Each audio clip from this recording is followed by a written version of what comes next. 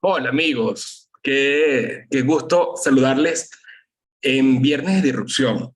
Es la quinta temporada, un estado liberal. Y esta es la tercera parte. ¿Será posible en la Argentina? Bueno, para eso voy a conversar con un amigo profesor, economista, director del posgrado de Economía Institucional y Ciencias Políticas en la Universidad del SEMA, UCEMA, Adrián Ravier. Adrián, qué gusto que estés acá, poder conversar un poco. Chico, ¿eso será posible? ¿Un Estado liberal allá en Argentina, en Latinoamérica? Bueno, antes que nada agradecerte, Antonio, por este espacio, un placer enorme estar aquí contigo, felicitarte por esta iniciativa, la verdad que me gustó la propuesta y también la pregunta que todos nos hacemos. La verdad que en este momento en Argentina parecemos estar presenciando el final del kirchnerismo, fue mucho tiempo de enorme populismo que le han hecho mucho daño a la Argentina, ese populismo ha destruido un país que era rico y que ahora parece pobre. La pobreza está llegando a 6 de cada 10 chicos cuando hablamos de la niñez. Eh, la inflación está arriba del 100%, algo que el mundo mira con asombro, porque realmente los bancos centrales ya conocen la manera de evitar estos excesos, de estos desequilibrios monetarios de estas magnitudes para llegar a un presente como este. Y sin embargo, países como Venezuela y la Argentina parecen no entender o no tomar las lecciones que la economía tiene para ofrecer. Con Pero, lo pero, cual, creo que la pregunta es clave. Ahora, todo el mundo hispano está al tanto, y también el mundo angloparlante, que todo el mundo está al tanto de lo que está pasando en Argentina.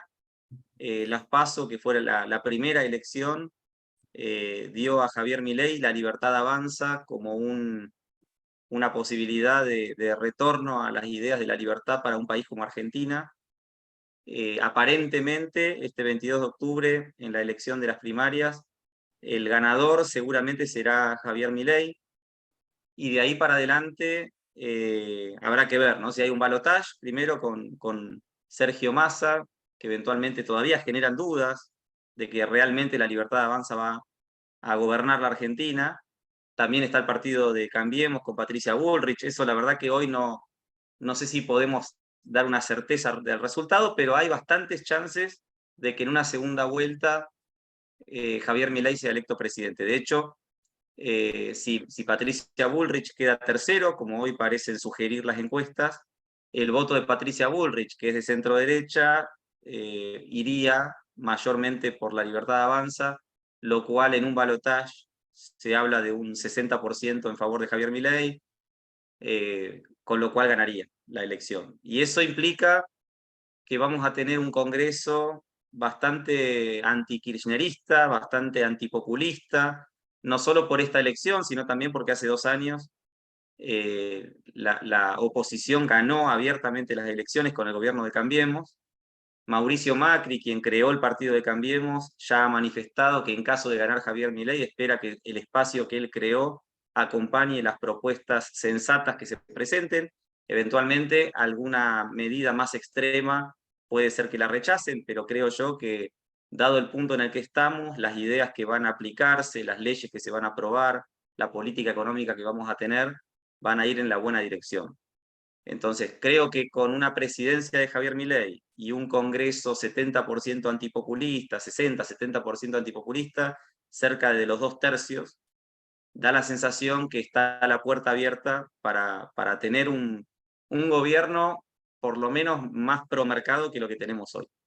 Ahora, claro. el desafío es inmenso. La Argentina tiene, como dije antes, un enorme desequilibrio fiscal. En estos últimos meses de elección, el gobierno kirchnerista está aumentando el gasto público de manera abusiva, el despilfarro es total, la emisión de dinero no tiene límite, la herencia que va a quedar para el que gane la elección va a ser inmensa, con lo cual tampoco hay que empezar a aplaudir y a bailar de alegría, porque realmente la coyuntura que vamos a enfrentar en los primeros meses post elecciones va a ser explosivo. O sea, creo que realmente tiene que haber un ajuste fiscal muy duro, tiene que haber una baja del gasto muy contundente, un presupuesto base cero, una baja radical del gasto, y eso no es fácil. Cuando uno baja el gasto, pisa un pie, ¿no? De estos derechos adquiridos, y la persona que se queda sin ese gasto va a gritar, con lo cual vamos a tener movimientos sociales muy fuertes pidiendo el restablecimiento de esos gastos, con lo cual hay que tener mucha dureza en la decisión de ir por el equilibrio fiscal, pero al mismo tiempo entender que se han otorgado derechos, pseudo derechos diríamos, que lamentablemente hay alguien los tiene que pagar, y la Argentina está totalmente desbordada de esos derechos y esos gastos, y lamentablemente no es posible. O sea, se le ha prometido algo a la población que es inviable, que es inconsistente, que es imposible, que es inflacionario, que implica deuda a niveles altísimos, lo cual implica romper con una imagen que gran parte de la población se hizo de lo que el Estado puede hacer, que es totalmente mentirosa. La verdad que Javier Milei ha dado un mensaje contundente en esta línea, ha atacado los pseudoderechos que se supone que la gente tiene que tener. La gente también lo sabe, los jubilados y pensionados hoy tienen salarios de miseria, los policías, los maestros tienen salarios de miseria también, con lo cual se abre una puerta para cambiar el rumbo de Argentina y empezar un camino de retorno hacia las economías de mercado, con un gobierno limitado que respete la libertad individual y los derechos de propiedad. Ese es el desafío. Bueno, es un desafío enorme, este, pero pareciera que es necesario caer a esta situación para que comiencen a cambiar las ideas. Y quería hablarte justamente, tú, profesor, que estás allí, divulgador además de las ideas de libertad, economista, cuéntame las ideas en Argentina hoy, porque yo lo que estoy viendo, claro, desde fuera, es que sí, el debate se ha llevado muchísimo más hacia las ideas de libertad, como podía pensarse en cualquier país latinoamericano. O sea, ustedes están hablando de eliminar el Banco Central. Entonces, sobre las ideas, ¿qué está pasando? Y en especial entre los jóvenes. Porque yo allí he visto que en Venezuela hay un cambio en la concepción de la sociedad y también del papel del Estado en los jóvenes. ¿Tú estás viendo ese cambio allá en la idea, en la parte allá en la Argentina, o sigue unido a ese bueno, papá Estado que termina rompiendo y quebrando a todos, salvo a los políticos? La casta, le dicen, ¿no? Bueno, es lo que Jesús Huerta de Soto ha denominado alguna vez la estatolatría, ¿no? Tiempo atrás nosotros le pedíamos a Dios, a la religión, ¿no? Le pedíamos un poco de Dios, cuida de nuestros hijos, ayúdanos a educar a nuestros hijos, le pedíamos por trabajo, le pedíamos por una ayuda, ¿no? La gente tenía esa cuestión muy cultural y muy religiosa. Hoy hemos cedido esa cultura al Dios Estado. Es el Dios Estado el que nos tiene que proveer de salud, de educación, de una pensión para aquellos que no han aportado durante la vida laboral, digamos, a sus pensiones. Hoy le pedimos al Dios Estado por alimentos, y en definitiva, esa estatolatría también es una gran mentira, porque realmente no es posible. Volviendo al tema de los pseudo derechos. Entonces, ¿qué está pasando en este momento? Creo que la tecnología está ayudando. Creo que, por ponerle un nombre, Javier Milei se ha filtrado en los teléfonos de los niños a través de TikTok, a través de Instagram, a través de Twitter. Es terriblemente masiva la manera en la cual sus videos empezaron a ganar un espacio en las redes, al punto que por momentos parece ser el único que le habla a la población. Yo veo una vieja política que insiste con los carteles colocados en las avenidas, en las calles, tratando de mostrar la imagen de un candidato a presidente, haciendo política con punteros que van a hacer estos papeleríos, y veo un Javier Milei que entendió que el mundo se hizo virtual, digital, que grabó algunos videos, algunas entrevistas con grandes periodistas, en buenos canales de televisión, y la presencia suya mediática ha crecido tanto que le ha ganado a los presupuestos públicos aprovechados en campaña. Con lo cual hoy creo que hay muchos jóvenes que en una etapa donde los derechos humanos son tan importantes, donde emergió todo este tema del feminismo extremo, el tema de la inclusión social, varios temas muy polémicos, él abrió disputas con lo que él denomina la batalla cultural, tratando de mostrarle a la gente otra cosa, otra cara, tratando de mostrarle que nadie hizo más por la mujer que el capitalismo, tratando de entender que los derechos son una cosa y los pseudo derechos son otra cosa, tratando de entender bueno, que hay una lectura muy negativa del populismo en el mundo real, que la economía tiene muy buenas lecciones, con grandes economistas, con premios Nobel, con grandes lecciones para entender que el populismo está lleno de buenas intenciones y pésimos resultados, y que en definitiva el camino que tenemos que tomar es justamente el inverso: dejar atrás el populismo, ir por el equilibrio fiscal, buscar una moneda sana, abrir la economía, flexibilizar el mercado laboral, buscar una reforma previsional, también tratar de quitar un poco al Estado del rol de la educación, lo mismo que del rol de la salud. La educación y la salud son mercados, se podrían gestionar mucho mejor si estuvieran en manos privadas, lo que no quiere decir de ninguna manera dejar a la gente sin educación o sin salud. O sea, es como dar un mensaje de decir, el gobierno no ofrece restaurantes y sin embargo la gente come, ¿no? El gobierno no ofrece computadoras y la gente tiene computadoras. O sea, que el Estado se corra del lugar que hoy tiene, centralizando la administración de la educación, del dinero, de la salud o de las pensiones, no significa que la gente se va a quedar sin dinero, sin educación, sin salud y sin pensiones. Este debate hace falta. No quiere decir que el Estado no va a jugar ningún rol en estos temas, pero sin duda que el rol que está jugando cambió educación por adoctrinamiento, cambió salud por hospitales que gastan infinitos recursos para quedarse sin insumos y sin profesionales de la salud, cambió pensiones por miseria, porque realmente los jubilados hoy la están pasando mal, y bueno, y cambió un dinero sano por inflación, lo que en definitiva hace imposible emprender en la Argentina. Ni hablar además de la enorme presión tributaria, del laberinto fiscal, digamos, cualquier tema que uno toca en la Argentina, además de la burocracia y la corrupción que caracteriza al Estado en muchos lugares, en Argentina hemos llegado a niveles tan abusivos que abren la puerta para y girar en un sentido opuesto. Ahora, es un gran desafío y por lo menos en mis conversaciones con Javier Milei noto una intención muy clara y muy contundente en avanzar en ese camino. Después algunas personas preguntan, pero ¿qué pasa si el Congreso rechaza una ley? Bueno, esperemos que no lo haga porque hay como dije antes, 2/3 de gente dentro del Congreso que entiende que el populismo que vivimos bueno, no le está haciendo nada bien al país. Creo que Mauricio Macri acierta en querer acompañar un programa liberal si es que finalmente la gente elige ese modelo, ¿no? Pero bueno, se abren un montón de preguntas en cada tema puntual que vale la pena hacerse. Mira, Adrián, en la Universidad del SEMA, vi que ahora, en marzo del próximo año, el 2024, ya comienza este posgrado que he seguido con mucho interés porque está mezclando economía institucional y ciencia política.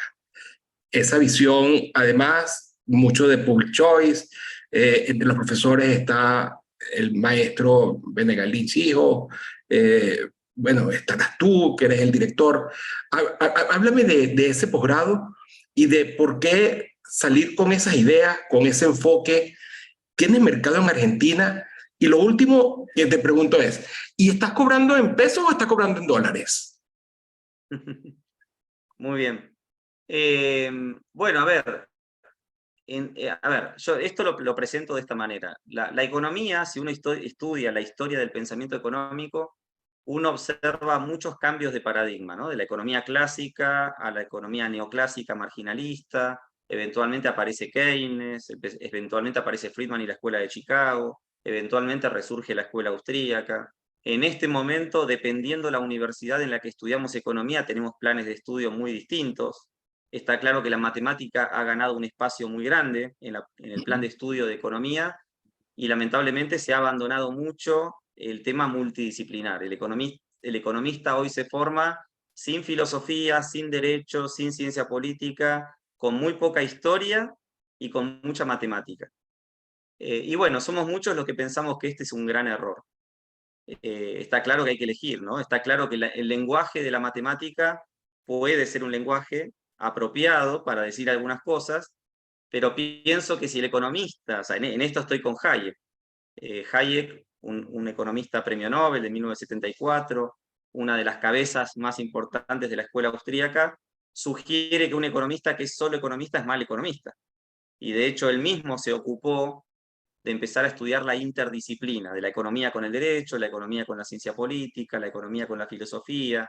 Él habló de psicología evolutiva, habló de antropología, y en sus escritos esos nexos se ven muy claros y uno aprende muchísimo de lo que la antropología nos puede ayudar para entender temas como el comercio, o los inicios de una globalización que arrancó allá 8.000 años antes de Cristo, por ejemplo. Yo tengo un libro que precisamente se titula El proceso de globalización como un orden espontáneo. Y arrancamos con Hayek, con sus análisis antropológicos 8.000 años antes de Cristo, por eso hago la referencia. Bueno, entendiendo que la economía no puede ser solo economía y que requiere de todo esto otro, tenemos este posgrado que es multidisciplinar y que trata de formar a los interesados en economía en la interdisciplina. Entonces hay un cuerpo docente que incluye filósofos como Gabriel Zanotti y Agustina Borella, politólogos como Enrique Aguilar y Constanza Massina, economistas como Alberto Venegas Lynch hijo, eh, o Edgardo Zablosky también, que hizo su doctorado en Chicago, historiadores como Alejandro Gómez. Realmente es un plantel docente extraordinario, o sea, que combina todas estas cosas. Y la verdad es que cuando uno menciona los nombres de Alberto Venegas Lynch hijo, Martín Krause, Gabriel Zanotti, Nicolás Kachanowski, Constanza Massina, Enrique Aguilar, Edgardo Zablosky, Civil Rhodes, Jorge Streb, son nombres de peso, son nombres que realmente nos invitan a querer ser alumnos de estos grandes maestros que hoy nos da la Argentina y que el mundo hispano podría aprovechar. Es un programa de 9 meses nada más, que arranca en marzo y termina en diciembre, y es un programa multidisciplinar, como dijimos, y es 100% en Zoom, con lo cual abrimos la puerta a que los interesados de toda Latinoamérica se inscriban. El precio es en pesos dentro de Argentina, es en dólares fuera de Argentina, pero entiendo que si alguien, por ejemplo, de Venezuela, tiene algún conocido dentro de Argentina que puede recibir esos dólares desde Venezuela y convertirlos al tipo de cambio informal dentro de Argentina, podría pagar el saldo en pesos. O sea, no, en ese sentido no hay barreras. Sí que la universidad no tiene forma de recibir transferencias del exterior y ocuparse de la conversión y los pagos y demás al tipo de cambio informal, porque esta informalidad obviamente digamos, se maneja dentro de la informalidad. Sabemos que es una realidad, pero bueno, en general algunos alumnos extranjeros le buscan la vuelta, pero todo esto, yo generalmente me ocupo de la parte académica, del programa, del posgrado, pero si los interesados buscan la información en la web de UCEMA, que es el posgrado en Economía Institucional y Ciencias Políticas, y colocan ahí en el formulario su pregunta sobre el costo, sobre los medios de pago, sobre una entrevista conmigo como director y demás, obviamente podrán recibir toda la información y tenemos tiempo de aquí a marzo que inicia de inscribirse. Por supuesto, el departamento de admisiones siempre ofrece algún descuento por las inscripciones tempranas, con lo cual vale la pena aprovecharlo. Y estaría bueno que se informen y demás. Seguramente de acá a un mes más o menos daremos una charla informativa y ahí por supuesto invitaremos a toda la comunidad a participar y bueno, y seguiremos inscribiendo. La verdad que hay muchísima gente de varios países de Latinoamérica, de todas las provincias de Argentina. Bueno, estamos teniendo un impacto muy bueno con el producto, con lo cual va a ser un éxito, creo yo. Yo también creo. Lo cual se desprende de ese cuerpo docente. Yo creo que la clave, acá se combina una universidad de larga tradición liberal, muy asociada a la Escuela de Chicago, con un centro Friedman Hayek, que el Centro Friedman Hayek es dirigido hoy por Gabriel Zanotti, en conjunto con el rector de UCEMA, que es Edgardo Zablowski, y ahí hay varios, o sea, todo el cuerpo docente de este posgrado, todos somos miembros del Centro Friedman Hayek, con lo cual en este centro hacemos investigaciones, publicaciones, hacemos este tipo de programas. Ahora mismo se está cursando un curso sobre lo esencial del liberalismo, en el que hemos tenido más de 1000 inscriptos de toda Latinoamérica, creo que más de 1300 inscriptos, el último número que escuché, probablemente sea todavía más alto el número, y son todas conferencias gratuitas para escuchar, bueno, sobre distintos autores de la libertad. Pero bueno, ahora ya el año que viene se va a lanzar este posgrado, también un diploma en economía austríaca, con lo cual lo que queremos es contribuir a la formación de la economía. Y para cerrar un poco con la respuesta, yo tengo la impresión que el futuro de la economía es multidisciplinar. Eso está claro, ¿no? Hay muchos premios Nobel, no solo Hayek, aparece Buchanan, aparece Ronald Coase, Douglas North, Elinor Ostrom, Vernon Smith, que han conectado la economía con la ciencia política, con el derecho, con las instituciones, con la psicología. Eventualmente McCloskey, eventualmente puede ser premio Nobel muy pronto, y agregar la conexión entre la economía y la ética. Entonces la economía claramente, el futuro de la economía es multidisciplinar, y esto va a generar ahí un ruido en los planes de estudio. ¿Cómo hacemos para darle lugar a estos autores si al mismo tiempo la mitad del programa es matemática? Habrá que ver cómo se hace. Por otro lado, me da la sensación que el futuro de la economía es liberal. Y cuando digo esto me refiero a que los economistas nos hemos amigado mucho con la propiedad privada y hemos cuestionado el pensamiento marxista que propone abolir la propiedad privada. Yo no veo, salvo países como Venezuela y en alguna universidad pública de Argentina, es muy difícil conocer un doctor en economía que sea marxista. Creo que esa batalla está ganada. La batalla que hoy estamos luchando en el mundo académico es el tamaño del Estado, si es grande o pequeño. Y ahí aparece Keynes, los estados de bienestar, Bismarck, las teorías de fallas de mercado, aparecen nombres como Joseph Stiglitz, Paul Krugman, Tomás Piketty, que por supuesto son autores muy importantes, que dan sus argumentos y generan un debate. Ahora, ese debate no es el del socialismo de Marx, es un debate de lo que llamamos un socialismo de mercado, que es una economía capitalista con un Estado más grande. No deja de ser un debate importante entre liberales y keynesianos, si se quiere, estatistas, pero ese debate es muy distinto porque hemos ganado una batalla, hemos ganado la batalla de la propiedad privada, hemos ganado la batalla de que un gran porcentaje de actividades empresariales las tiene que llevar adelante el mercado de manera descentralizada, de manera competitiva. Digamos, no veo a la gente discutiendo si los libros tienen que ser elaborados por el Estado. O sea, las computadoras, los teléfonos, los alimentos, la tecnología, la indumentaria, todo eso al mercado. Ahora, ¿qué tiene que hacer el Estado?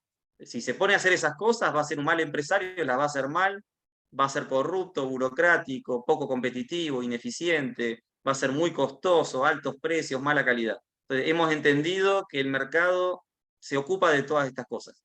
Ahora, después vienen las preguntas clave. ¿Qué pasa con el agua corriente, las cloacas? ¿Qué pasa con la electricidad?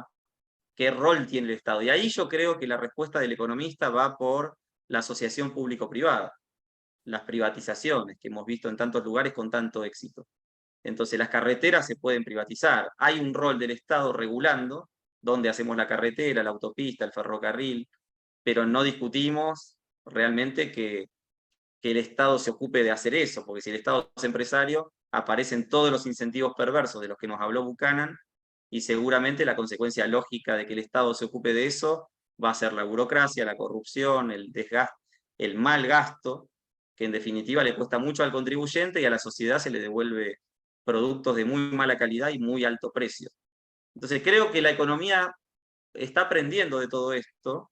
Yo veo países como Perú, Paraguay, Uruguay, Chile, México, que estas cosas las tienen muy claras y están acotando el rol del Estado, lo están acotando a donde tiene que estar o a donde posiblemente deba estar, y eso yo creo que le va a hacer un bien al mundo, a la economía, a las economías latinoamericanas, por supuesto al resto del mundo también, Y si a eso le agregamos el ALCA, acuerdos de libre comercio, bilaterales, si le agregamos flexibilidad laboral, una moneda sana, imagínense que estamos presenciando una revolución liberal que le va a dar a la región un panorama totalmente distinto. Yo soy muy optimista de que realmente la batalla de ideas la vamos a ganar. También entiendo que es difícil y que los populismos están presentes, pero que lamentablemente, bueno, han hecho mucho daño. Los jóvenes lo ven más claro, las personas más avanzadas en edad, que están arraigadas a estas estructuras, tienen más resistencia para entender el cambio cultural, pero bueno, el mundo va a ser dominado por los jóvenes. Las redes han llevado, digamos, antes en el aula se adoctrinaba a los niños, ahora el niño sale del aula y agarra las tablets y los teléfonos celulares y se ven videos donde el mensaje es otro y comparan una cosa con la otra y creo que están entendiendo que el mundo liberal es mucho más próspero, mucho más rico y que te puede dar una mejor calidad de vida. Creo que esa es la diferencia. Y mucho más justo. Fíjate que el peor enemigo al final del estatismo, de esa estatolatría, es la realidad. Entonces, hacer estudios interdisciplinares, estudios empíricos, además, es fundamental. Te preguntaba lo del dólar, porque, bueno, uno de los temas que está planteado central en Argentina, que no en Venezuela, y imagínate con el Bolívar, ¿no? Es el de la dolarización. Eh, y bueno, ya tú, con la explicación que me diste de cómo, qué complicado es que no haya libre convertibilidad, que es tener una moneda como el peso. O sea, estoy clarísimo, como venezolano nos ha pasado a todos en todos los aspectos.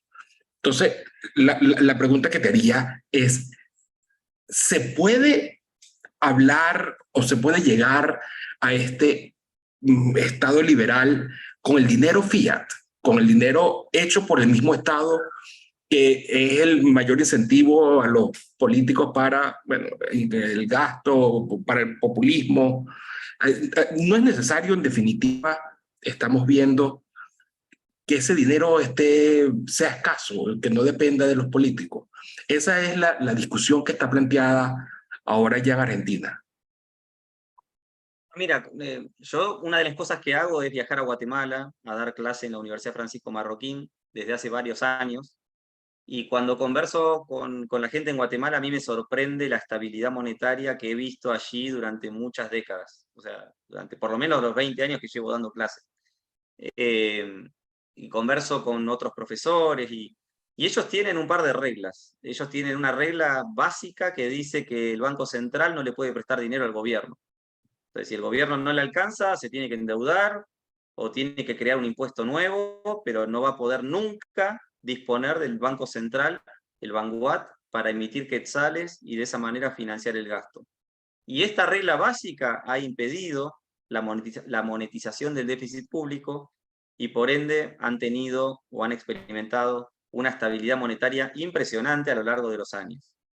En otros lugares como en Chile, en Perú, han aplicado de repente un sistema bimonetario donde la gente tiene posibilidades, si quiere, de demandar dólares, pero la gente se va acostumbrando a que el peso chileno o el sol son monedas estables y entonces van abandonando la idea del dólar, como que no lo requieren.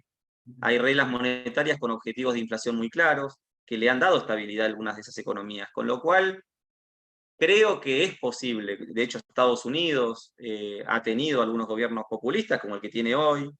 En Europa, en Francia también ha habido gobiernos populistas. Zapatero en España también ha sido un gobierno populista. Creo que Europa con el euro le dio a esas economías una regla monetaria donde la emisión monetaria no es tan sencilla de llevarse adelante, las devaluaciones, para tratar de ganar competitividad y ocultar su improductividad tampoco es tan fácil. Entonces lograron con una moneda fuerte, con reglas, limitar esta apropiación del dinero para el gasto y para el populismo. Con lo cual, no sé si llegar a la conclusión definitiva de que, bueno, de que hay que tener una economía dolarizada o buscar un esquema, digamos, donde el gobierno no pueda disponer de una moneda propia porque de otro modo vamos a tener altos niveles de inflación. Sí creo que países como Argentina y Venezuela, que han llegado a estos extremos, requieren de una regla muy firme. Una regla cambiaria, por ejemplo, un tipo de cambio fijo, una convertibilidad, una dolarización, para anclar las expectativas y a partir de ahí tener una economía, una moneda estable. El desafío es enorme porque la Argentina ha creado estos pasivos del Banco Central llamados LELIQs, que tienen 3 bases monetarias ahí afuera, ¿no? Que hay que ver cómo se convierten a dólares o eventualmente qué se hace con eso para no seguir inflando una bola de nieve que nos garantiza que la inflación va a continuar en nuestro país por mucho tiempo. Y si no somos un país estable, es difícil todo. O sea, si no tenés estabilidad monetaria, es difícil hablar de libre comercio. Nadie se quiere asociar a un país con 100% de inflación. Entonces, la pregunta de cómo logramos insertarnos en el mundo, y bueno, primero ordenar tu economía, ordenar las cuentas fiscales. Una vez que tengas las cuentas fiscales ordenadas, asegúrate que tengas una moneda sana. Una vez que tengas una moneda sana, asegúrate de tener una flexibilidad laboral que pueda ser consistente con lo que estamos viviendo en este mundo tan dinámico, con revoluciones tecnológicas y demás.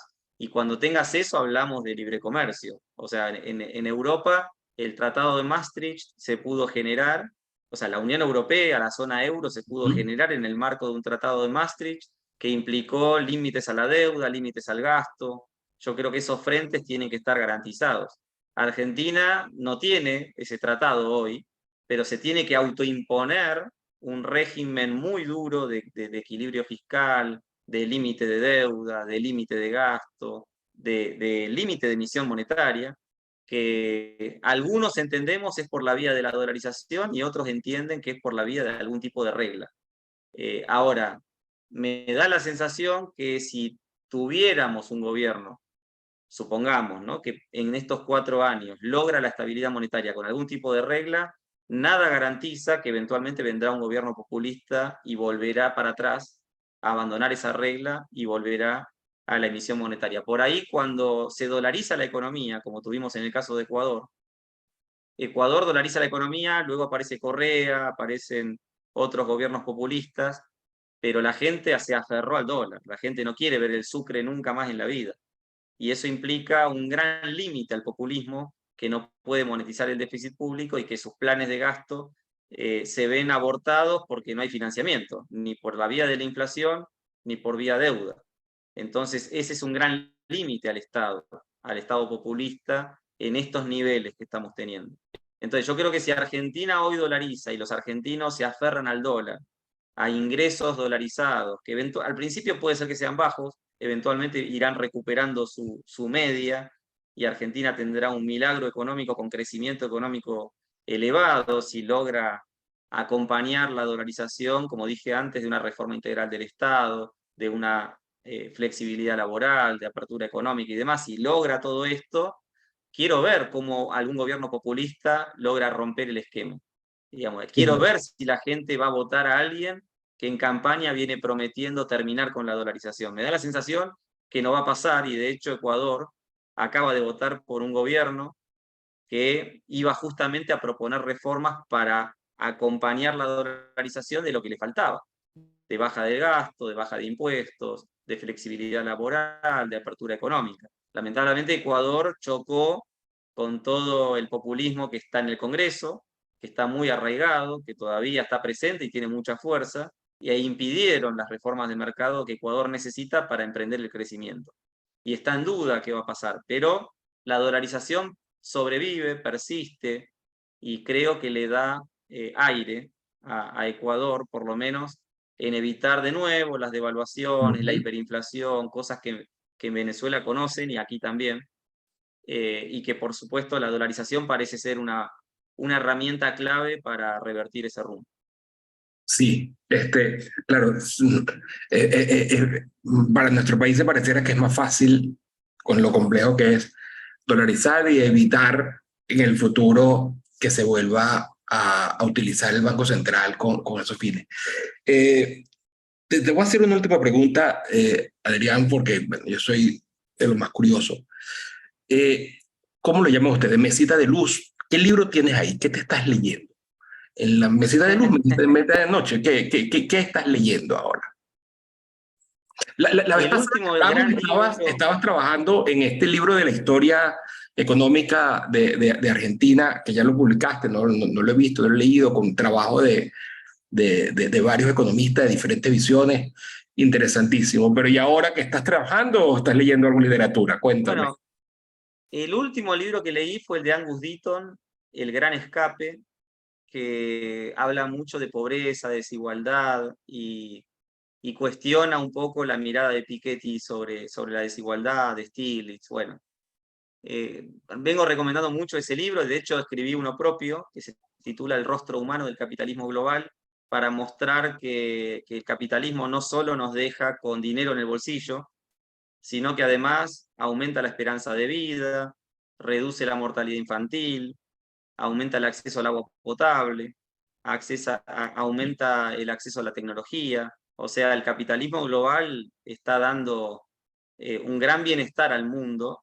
En esto me gusta mucho Johan Norberg, que habla del progreso y nos cuenta que esta etapa de la historia de la humanidad es la más extraordinaria que hemos vivido en la historia de la humanidad. Estos años son extraordinarios.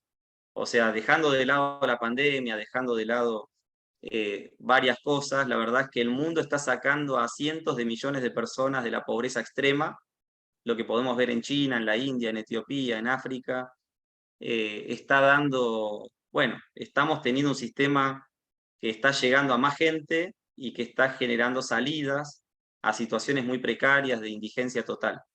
Entonces creo que ahí hay un punto. Pero realmente si tuviera más tiempo del que tengo, me gustaría mucho leer esto que ven acá, estos 20 tomos negros, Ajá. es la obra completa de James Buchanan. Wow. Yo en su momento, bueno, me estuve trabajando mucho con Mises y Hayek, que son los libros negros estos y los verdes aquellos, en Ajá. inglés o en español. Acá está toda la colección de la biblioteca de la Escuela Austríaca de Unión Editorial, acá también. Eh, pero creo que si tuviera más tiempo, me gustaría mucho estudiar el Public Choice con más detalle, a James Buchanan, a Gordon Tullock, a Jeffrey Brennan. La literatura es infinita, El, el, hay el, el el- propio el- Schurman ahora. Yo creo que cuando le ponemos la píldora de Buchanan a cualquier tema de política pública, sí, cambia la perspectiva. el cambio de paradigma es total. O sea, si tú me dices, no, queremos que el gobierno se ocupe de administrar la educación. Cuando uno entiende que el gobierno no tiene necesariamente buenos incentivos, y sí tiene altos incentivos para adoctrinar a los niños y demás, lo último que podés hacer es dejar la educación en manos del Estado. Lo mismo con la salud, lo mismo con las pensiones. O sea, el gobierno tiene altos incentivos para tomar todos esos ahorros de las pensiones y malgastarlos. Lo hemos visto ahora en Argentina y lo hemos visto en muchos Ujú. lugares. Entonces, saquemos el dinero de la mano del Estado.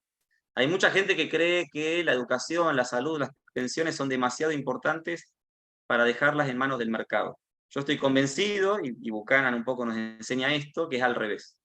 La educación, la salud, el dinero, las pensiones, todos estos temas de políticas públicas son demasiado importantes para dejarlos en manos del Estado. Hay que quitarle al Estado la administración del dinero, la administración de la educación, de la salud. Creo que los mercados han sido muy exitosos en ofrecer bienes de calidad y a buen precio, y si le damos estos temas, seguramente el resultado va a ser muy superior al que tenemos hoy. Mira, yo también mi experiencia con abogados y abogados de derecho público, constitucional, administrativo, es que no conocen ciencia política y específicamente a la obra de Buchanan y a la Escuela de Elección Pública. Y cuando comienzan a relacionarse con ella, ya ven el derecho administrativo, el derecho público de una forma totalmente distinta, con lo que también tiene impacto en ese grupo de profesores de derecho, etcétera. Lo último que quería era felicitarte, Adrián, porque ganaste, que quedaste entre los finalistas en el concurso de Camino por la Libertad, Camino a la Libertad. Y sí, es un ensayo, un concurso de ensayos Caminos de la Libertad, de la Fundación Azteca en México. Uh -huh. Obtuve el tercer premio, así que muy contento, así que muchas gracias. Te felicito, ¿ah? Adrián, no tengo más que darte las gracias por esta panorama, esta visión, por la invitación a lo que están haciendo allá en la Universidad del SEMA y decirte que sigas, porque poco a poco va cambiando la mente, en especial de los jóvenes. Tú lo decías ahora. Y hay que plantearle y expresarle y mostrarle todas estas evidencias de que con una sociedad más libre, con unas reglas más claras, y todos nos beneficiamos. Y es. Bueno, muchas gracias, Antonio, por la invitación.